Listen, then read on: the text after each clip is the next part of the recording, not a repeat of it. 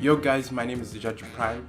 Welcome to my top 10 greatest Nigerian albums of all time. Before I begin, I'd like to give a special shout out to Henry Okelue for helping me, with some recommendations for this list. Feel free to check out Filter Free. I'll leave a link in the description below.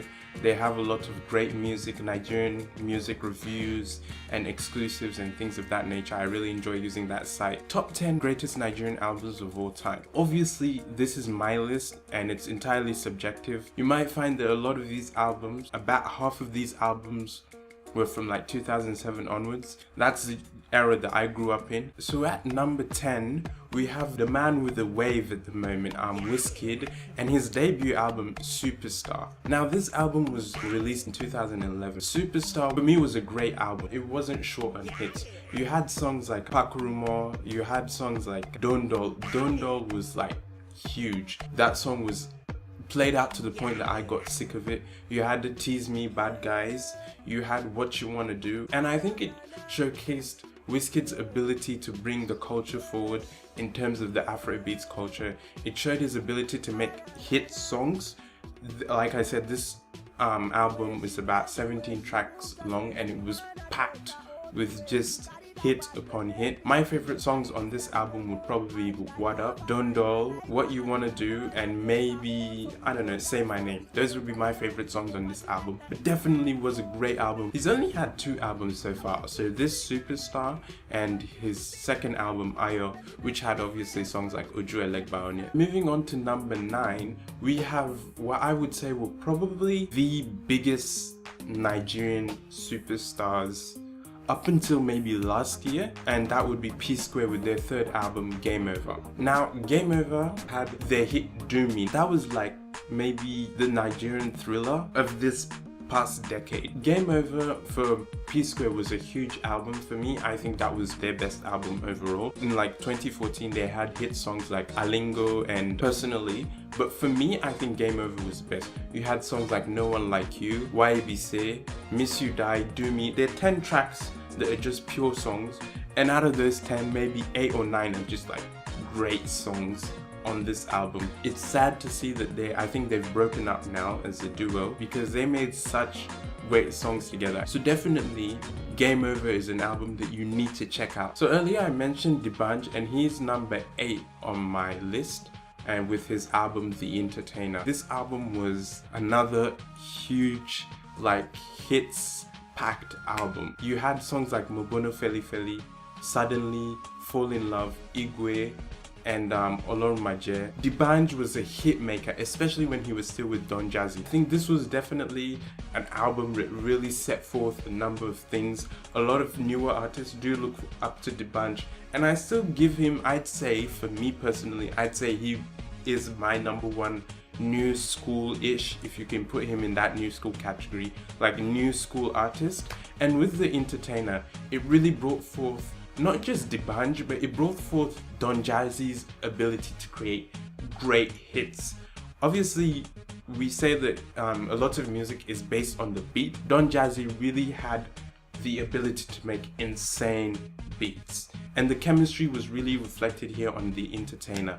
Like I said, with songs like Fall in Love, the beat was hypnotic. You had the little ad-libs obviously of Don Jazzy. The hook was contagious, and everything about this album really showed Dbanj's ability to be a megastar. So moving on to number 7, we have an OG, a real legend in this, Nigerian music scene, and that would be King Sunny Ade. So for number 7, I have the album titled Juju Music. Now, Juju music is obviously a type of Yoruba music. Might I add though, the Yoruba people, like, I need to give you a proper shout out.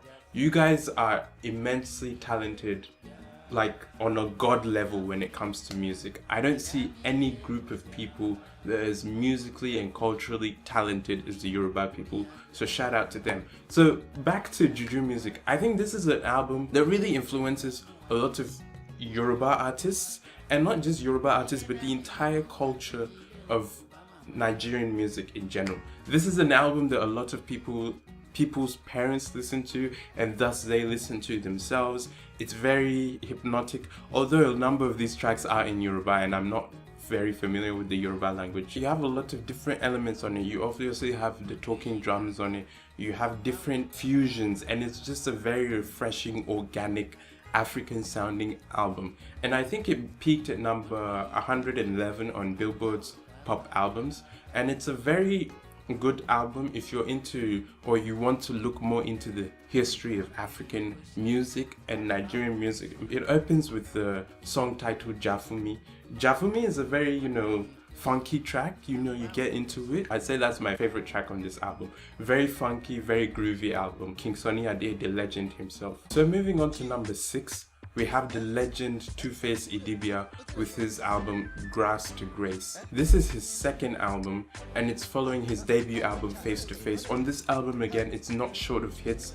I think my favorite song on this album would be No Shaking. You also have tracks like It Be Like Say and True Love. True Love was another touching song, a very emotional song. The genres that were covered on this album is interesting. You have reggae on one part and R&B on the other part. So if you're into reggae and R&B, I'd say this album is a very good starting point. It was an album that also affected the culture. It was like an album that started a new generation in Nigerian music. So definitely another album for you to check out. So moving on to number 5, we have Wande with Mushin to More Hits. Not only did it have hits, but it also had, songs that were more conscious. You had songs like Shena Like This, which, talks about the situation in Nigeria, reflecting on the past glories of Nigeria and current situation that Nigeria was or is still in. You had other songs like definitely had a mix of everything. I'd say this probably would classify as Afrobeats. It was a very creative and very, artistic album. It had a lot of different blends and flows to it. The songs didn't sound the same.